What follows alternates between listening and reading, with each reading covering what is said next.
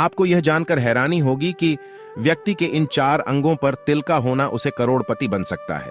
खासकर किसी महिला के शरीर पर ऐसे तिल हो तो उस महिला और उसके परिवार वाले बनते हैं करोड़पति। साथ ही में हम आपको बताएंगे कि महिला के किस अंग पर तिल का होना यह दर्शाता है कि उसे पुत्र की प्राप्ति होगी। क्या आपके घर की महिला आपके लिए भाग्यशाली है? तो यह वीडियो अंत तक देखिएगा। इस वीडियो में हम आपको सारी जानकारी देने वाले हैं। नमस्कार दोस्तों, स्वागत है आप सभी का इस चैनल में। यह चैनल हिंदू धर्म की आस्थाओं पर आधारित है। अगर आप भी इन आस्थाओं में विश्वास रखते हैं तो इस चैनल को अभी सब्सक्राइब करें और सच्ची श्रद्धा के साथ कमेंट में हर हर महादेव अवश्य लिखें। तो आइए जानते हैं गुरुजी से गुरुजी ने इस बारे में क्या कहा है। दोस्तों, हर व्यक्ति के शरीर के अंग पर तिल जरूर होता है। यह हमारे शरीर पर जन्म से भी हो सकता है। गालों पर होने का कारण यह चेहरे की खूबसूरती भी बढ़ाते हैं। लेकिन क्या आपने कभी सोचा है, यह आपका भाग्य और चरित्र भी बताते हैं। शरीर के अंगों पर तिल का होना ज्योतिषीय आधार पर कोई ना कोई महत्व जरूर होता है। शास्त्रों में और हमारे हिंदू समाज में बताया गया है कि हमारे शरीर पर यह निशान चरित्र और भविष्य के बारे में बहुत कुछ बताते हैं। इन्हें हम तिल, मसा और लाल मसा के नाम से भी जानते हैं। आइए जानते हैं कि आपके शरीर का कौन सा तिल क्या महत्व रखता है। दोस्तों, सबसे पहली बात, तिल जन्मजात से हो या बाद में बना हो, दोनों का प्रभाव और महत्व एक जैसा होता है, क्योंकि शुभ जगह पर ही तिल का होना आपके अच्छे समय का प्रतीक होता है। आइए जानते हैं किस अंग पर तिल का क्या महत्व होता है। पेट पर तिल। दोस्तों, अगर किसी के पेट पर तिल है तो ऐसे लोग बहुत ही खूड़ी होते हैं और खाने के बहुत शौकीन होते हैं। तिल अगर नाभि की बाईं तरफ हो तो व्यक्ति को पाचन से जुड़ी समस्याएं हो सकती हैं। अगर नाभि के नीचे तिल का निशान होता है, उन्हें यौन रोग की संभावना रहती है। महिलाओं की नाभि या उसके आसपास तिल अगर हो तो यह बहुत ही शुभ होता है। ऐसी महिलाओं को धन समृद्धि में वृद्धि होती है। जबकि नाभि के ऊपर पेट पर तिल होना शुभ नहीं माना जाता। यह व्यक्ति के दुर्भाग्य का प्रतीक होता है। दोस्तों, माथे पर तिल।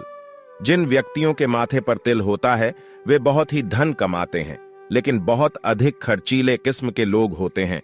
यह जल्द पैसे खर्च कर देते हैं और अपनी इसी आदत की वजह से आर्थिक समस्याओं का भी सामना करना पड़ता है। वहीं लोगों के माथे के बीच में तिल होता है तो वे बहुत ही भाग्यवान होते हैं। वे लोग जिस क्षेत्र में भी कोशिश करते हैं उसमें उनका भाग्य भी उनके साथ देता है और ऐसे लोग जीवन में हमेशा सफल होते हैं। वहीं अगर माथे के बाएं और तिल हो तो जीवन में कष्ट और परेशानी देता है। गालों पर तिल।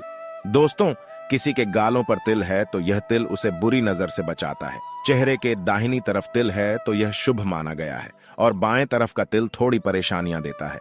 भौं यानी आईब्रो पर तिल। दोस्तों, अगर भौं बीच में तिल हो तो यह बहुत ही ज्यादा शुभ होता है। जी हां दोस्तों, भौं के बीच में तिल काफी शुभ माना गया है। ऐसे व्यक्तियों का शादीशुदा जीवन खुशहाल रहता है। इन्हें जीवन में धन भी ज्यादा मिलता रहता है। महिलाओं के भौं पर तिल शुभ माना गया है। छाती पर तिल। छाती के तिल की बात करें तो जिन व्यक्तियों के बाईं ओर का तिल या मसा होता है तो उसे व्यक्ति की शादी ज्यादा उम्र में होने की संभावना रहती है। ऐसे व्यक्ति कामुक होते हैं और इन्हें हृदय रोग की आशंका रहती है। वहीं जिन व्यक्तियों की छाती पर दाएं ओर तिल होता है यह बहुत धनवान होते हैं और इनका जीवन साथी भी सुंदर और योग्य होता है। महिलाओं की छाती की दाईं तरफ का तिल शुभ माना गया है, जबकि बाईं तरफ का अशुभ होता है। दाएं तरफ का तिल वाली महिलाएं बहुत ही समझदार और शिक्षित होती हैं। जिन लोगों के पेट और हृदय के ऊपर तिल होता है उन्हें हमेशा तरह तरह का भोजन करने का शौक रहता है। हथेली पर तिल। दोस्तों, अगर बात करें हथेली के तिल की तो सबसे पहले जान ले कि हथेली के नीचे अंगूठे का भाग शुक्र पर्वत कहलाता है। जिनकी हथेली में यहां पर तिल होता है वह जीवन में अपार सफलता हासिल करते हैं। वहीं अगर अंगूठे पर तिल हो तो व्यक्ति कितना भी अच्छा कर्म कर ले उसे सफलता नहीं मिलती। अगर तिल अनामिका उंगली पर है तो उस व्यक्ति को कभी भी धन और यश की कमी नहीं हो सकती। अनामिका उंगली अगर अंगूठे की तरफ से गिनेंगे तो अंगूठे को छोड़कर तीसरी उंगली होती है। दोस्तों, अगर सबसे छोटी उंगली पर तिल है तो वह इंसान यशस्वी होता है लेकिन हमेशा अशांत रहता है। इसके अलावा हथेली के बीच में तिल वाला व्यक्ति भाग्यवान होता है, उसे धन की कभी कमी नहीं होती। थोड़ी पर तिल। दोस्तों, थोड़ी पर तिल होना बताता है कि आपके जीवन में पैसा ही पैसा है। महिलाओं की थोड़ी पर तिल हो तो ऐसी महिलाएं धनवान होती हैं, उनके पास अपार संपत्ति होती है। कमर पर तिल। दोस्तों, कमर पर तिल शुभ होता है, वहीं अगर गुप्तांग पर तिल है तो विपरीत लिंग की तरफ आकर्षण होता है। जांग पर तिल वाली महिलाओं से पुरुष काफी आकर्षित होते हैं। नाक पर तिल। दोस्तों, नाक का तिल बताता है कि आप बेहद झगड़ालू हैं। ऐसे लोगों को कम मेहनत पर ज्यादा फायदा भी मिलता है। ऐसी महिलाएं भाग्यशाली होती हैं और शांत स्वभाव की भी होती हैं। दोस्तों, महिलाओं की वजह से ही खुशहाली आती है। यह बहुत पूजनीय है, क्योंकि कहा जाता है महिला अपने साथ पूरे परिवार का भाग्य लेकर आती है तथा इन्हें लक्ष्मी मां का स्वरूप भी कहा गया है। पीठ पर तिल। दोस्तों, पीठ का तिल बताता है ऐसी महिलाएं काफी रोमांटिक होती हैं। ऐसे व्यक्ति खूब कमाते हैं और पैसों की कभी कमी नहीं रहती। हिंदू धर्म की मान्यताओं में महिला के बाएं भुजा पर तिल का होना पुत्र प्राप्ति का संकेत होता है।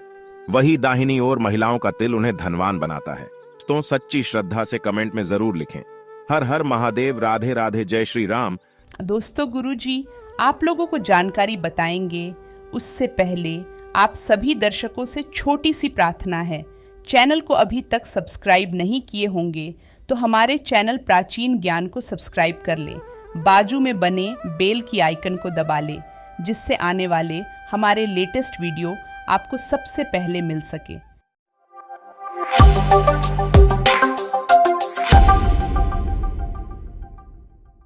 दोस्तों, आज की कहानी बहुत ही ज्ञानवर्धक है। अगर आपके घर में धन नहीं रुकता है तो नहाते समय औरतें यह उपाय जरूर करें। अचानक धन प्राप्ति होती है। इसके अलावा जो औरतें कपड़े खोल कर नहाती हैं, अर्थात उनके लिए भी खुशखबरी है। मित्रों, एक समय शिवजी महाराज पार्वती के साथ हरिद्वार में घूम रहे थे। पार्वती जी ने देखा कि समस्त मनुष्य गंगा में नहा नहाकर हर हर गंगे कहते चले जा रहे हैं। अगर आप यह कहानी सुन रहे हैं तो पूरा सुनिएगा, क्योंकि आधा अधूरा ज्ञान सही नहीं होता। इसके अलावा हे मां लक्ष्मी, जो भी भक्त हमारी इस वीडियो को लाइक करें और चैनल को सब्सक्राइब करें, उनके घर में धन की कभी कोई कमी न रहे, उनका घर हमेशा धन से भरा रहे। दोस्तों, भगवान के नाम पर कंजूसी न करें। सबसे पहले अपनी पूरी सच्ची श्रद्धा से कमेंट में हर हर महादेव, ओम नमः शिवाय, राधे राधे जरूर लिखें। दोस्तों, जब पार्वती जी ने देखा कि समस्त मनुष्य गंगा में नहा नहाकर हर हर गंगे कहते चले जा रहे हैं, परंतु सभी दुखी और परेशान हैं, तब पार्वती जी ने बड़े आश्चर्य से शिवजी से पूछा कि हे महादेव, गंगा में इतनी बार स्नान करने पर भी इनके पाप और दुखों का नाश क्यों नहीं हुआ? क्या गंगा में सत्यता नहीं रही?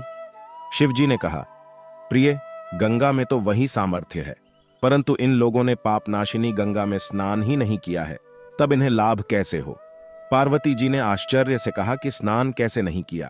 सभी तो नहा कर जा रहे हैं, अभी तक इनके शरीर भी नहीं सूखे हैं। शिवजी ने कहा, यह केवल जल में डुबकी लगाकर आ रहे हैं, तुम्हें कल इसका रहस्य समझाऊंगा। दूसरे दिन बड़े जोर की बरसात होने लगी। गलियां कीचड़ से भर गई। एक चौड़े रास्ते में एक गहरा गड्ढा था। चारों ओर कीचड़ भर रहा था। शिवजी ने लीला से ही वृद्ध रूप धारण कर लिया और विवश की तरह गड़ा में जाकर ऐसे पड़ गए जैसे कोई मनुष्य चलता चलता गड्ढे में गिर पड़ा हो और निकलने की चेष्टा करने पर भी ना निकल पा रहा हो।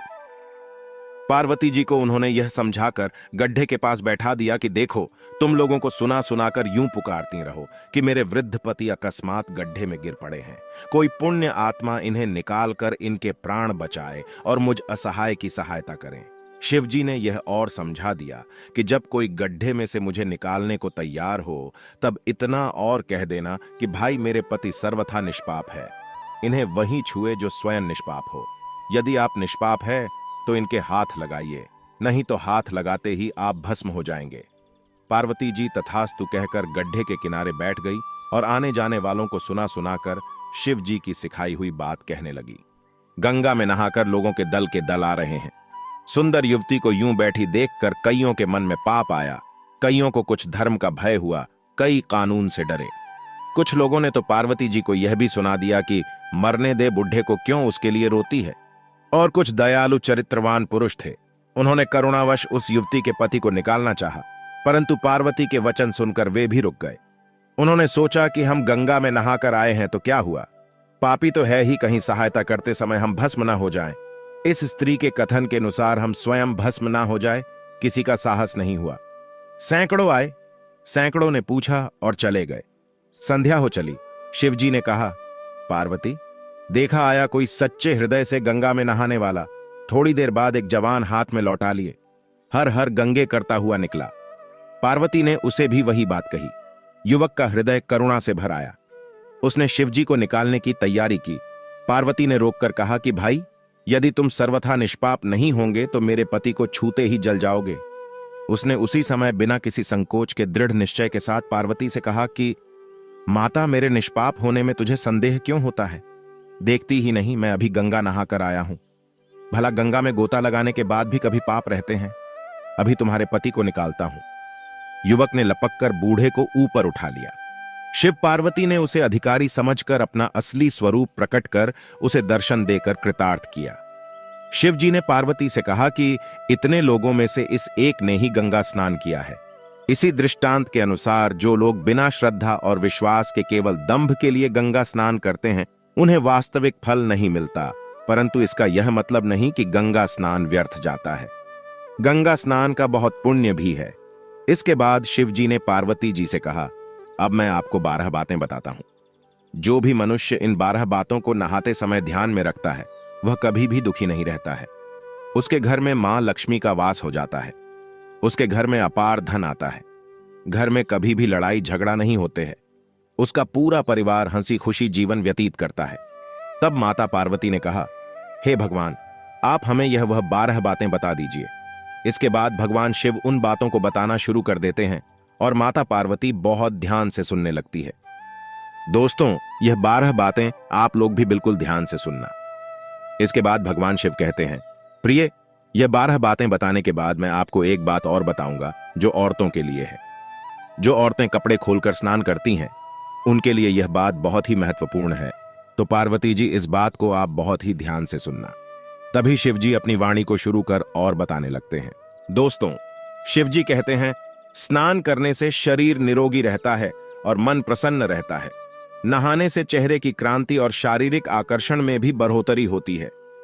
अगर इस नित्य कर्म के दौरान कुछ बातों का ध्यान रखा जाए तो आध्यात्मिक से भी ज्यादा लाभ पाया जा सकता है। नहाने के क्रम में जिन बातों का ख्याल जरूरी रखा जाना चाहिए, अब उन बातों के बारे में बताने जा रहा हूं। प्रिय, आप इन बातों को बिल्कुल ध्यान से सुनना। नंबर 1, स्नान करने के बाद लोग शुद्ध होकर पूजा पाठ आदि सारे काम करने के योग्य बनते हैं, इसलिए सुबह को ही स्नान कर लेना चाहिए। नंबर 2, शास्त्रों में कहा गया है कि स्नान करने से इन 10 गुणों की प्राप्ति होती है: रूप, तेज, बाल पवित्रता, आयु, आरोग्य, लोकता, तब और मेधा। नंबर 3, लक्ष्मी, धन, पुष्टि व आरोग्य और स्वास्थ्य चाहने वालों को हर मौसम में और हर दिन स्नान करना चाहिए। नंबर 4, शास्त्रों में कहा गया है कि सुबह स्नान करने से पाप का नाश होता है और पुण्य मिलता है। ऐसा कहा गया है कि सुबह नहाने वालों के पास नकारात्मक शक्तियां नहीं भटकती, इसीलिए सुबह स्नान करना ही उचित है। नंबर 5, बीमारी की हालत में सिर के नीचे से ही स्नान करना चाहिए। गीले कपड़े से शरीर को पोंछ लेना एक तरह का स्नान ही कहा गया है। नंबर 6, सुबह की लालिमा छाने से पहले ही स्नान लेना श्रेष्ठ माना गया है। नंबर 7, तेल लगाकर और देह को मलमल कर नदी में नहाना मना है। इसकी जगह नदी से बाहर निकलकर तट पर ही शरीर साफ करके तब नदी में डुबकी लगाना उचित है। नंबर 8, जिन घाटों पर कपड़े धोए जाते हैं वहां का जल अपवित्र माना गया है, इसलिए वहां से कुछ दूर हटकर ही नहाना चाहिए। नंबर 9, नदी में 11 या 21 डुबकियां लगाना अच्छा बताया गया है। नंबर 10, पवित्र नदियों में कपड़े निचोड़ने की मनाही है। नदी में किसी तरह की गंदगी नहीं बहानी चाहिए। नंबर 11, नल की तुलना में झरने का पानी, झरने से ज्यादा नदी का पानी, नदी के पानी से किसी तीर्थ का जल, तीर्थ के जल से गंगा जल अधिक श्रेष्ठ माना गया है। नंबर 12, गंगा माता का कथन है कि स्नान करते वक्त कोई चाहे जहां भी मेरा स्मरण करेगा, मैं वहां के जल में आ जाऊंगी। इसके बाद शिवजी ने कहा, अब मैं आपको औरतों के बारे में बताता हूं जो औरतें कपड़े खोलकर स्नान करती हैं। शिवजी ने कहा, हिंदू धर्म शास्त्रों में हर एक चीज के लिए कुछ नियम बनाए गए हैं। इन नियमों में से एक है स्नान को लेकर की गई बातें। ऐसा माना जाता है कि आम व्यक्ति को शास्त्रों के नियमों का पालन जरूर करना चाहिए, जिससे घर की सुख समृद्धि बनी रहती है और खुशहाली आती है। साथ में अपार धन बरसता है, माता लक्ष्मी प्रसन्न होती है। दरअसल हमारे शास्त्रों में ऐसी कई बातें लिखी गई हैं जिनका हम पालन सदियों से करते चले आ रहे हैं, लेकिन उसके कारणों के बारे में अभी भी पूरी जानकारी नहीं है। ऐसे ही नियमों में से एक है निर्वस्त्र स्नान करना। आपने अक्सर घर के बड़ों को ऐसा कहते सुना होगा कि कभी भी स्नान बिना कपड़ों के यानी निर्वस्त्र नहीं करना चाहिए। अगर हम पौराणिक कथाओं की बात करें तो निर्वस्त्र स्नान की मनाही का एक सबसे बड़ा कारण कृष्ण जी के समय से जुड़ा है। पौराणिक कथाओं के अनुसार एक बार जब गोपिकाएं सरोवर में स्नान कर रही थीं और वो निर्वस्त्र थी, उस समय बाल कृष्ण ने गोपियों के सभी वस्त्र छिपा दिए। उस समय जब कृष्ण जी ने उनके वस्त्र छिपा लिए और गोपियों ने अपने वस्त्र वापस लेने की प्रार्थना की, तब कृष्ण जी ने उन्हें समझाया कि कहीं भी बिना वस्त्र धारण किए स्नान नहीं करना चाहिए। इससे जल के देवता वरुण का अपमान होता है, इसलिए आपको निर्वस्त्र स्नान न करने की सलाह दी जाती है। अगर आप नहाते समय यह सोचते हैं कि बंद कमरे में कोई आपको नहीं देख रहा है, तो ऐसा गलत है, क्योंकि ईश्वर आपको हर स्थान पर देखते हैं। यदि आप निर्वस्त्र होकर स्नान कर रहे हैं तो यह मुख्य रूप से जल के देवता वरुण का अपमान करने जैसा होता है। निर्वस्त्र स्नान से आपको पाप लग सकता है और आर्थिक और शारीरिक नुकसान पहुंच सकते हैं। यदि आप निर्वस्त्र स्नान करते हैं तो आपके शरीर में नकारात्मक ऊर्जा प्रवेश करती है और आपकी मानसिकता भी नकारात्मक हो सकती है। इसलिए हमेशा आपको यही सलाह दी जाती है कि भले ही आप नहाते समय कोई एक कपड़ा धारण करें, लेकिन बिना कपड़ों के स्नान न करें, तभी आपके लिए बेहतर होगा। निर्वस्त्र स्नान से शरीर की सकारात्मक ऊर्जा शरीर से बाहर निकल सकती है और इसका प्रभाव आपके शरीर के साथ मन मस्तिष्क में भी होता है। गरुड़ पुराण के अनुसार जब आप स्नान करते हैं तब आपके पितृ यानी मृत पूर्वज आपके आसपास मौजूद होते हैं। यदि आप निर्वस्त्र स्नान करते हैं तो आपको पितृ दोष लग सकता है। ऐसे स्नान करने से आपके पितरों को तृप्ति नहीं मिलती है और ये घर में पितृदोष का कारण बन सकता है और ये वस्त्रों से गिरने वाले जल को ग्रहण करते हैं, जिनसे उनकी तृप्ति होती है। निर्वस्त्र स्नान करने से पितर अतिरिक्त नाराज होते हैं, जिनसे व्यक्ति का तेज बल, धन और सुख नष्ट होता है। इसलिए कभी भी निर्वस्त्र होकर स्नान नहीं करना चाहिए। पुराणों के अनुसार नहाने वाला पानी पूर्वजों के हिस्से जाता है और निर्वस्त्र होकर नहाने से इसे पितरों के समक्ष बिना कपड़ों के नहाना माना जाता है। शास्त्रों में ऐसी मान्यता है कि यदि कोई निर्वस्त्र स्नान करता है तो माता लक्ष्मी उससे रूठ सकती है। इससे आपकी कुंडली में धन हानि के योग बन सकते हैं और आपकी आर्थिक स्थिति खराब हो सकती है। इन्हीं कारणों से आपको निर्वस्त्र स्नान न करने की सलाह दी जाती है और शास्त्रों में भी इस बात की मनाही है। दोस्तों, हमारा यह चैनल प्राचीन आस्थाओं पर आधारित है। अगर आप भी इन आस्थाओं में विश्वास रखते हैं तो इस चैनल को अभी सब्सक्राइब करें, जिससे आपको हमारी आने वाली समस्त जानकारी आपको प्राप्त हो सके। और वीडियो को लाइक करें, शेयर करें और हर हर महादेव लिखना ना भूलें। धन्यवाद।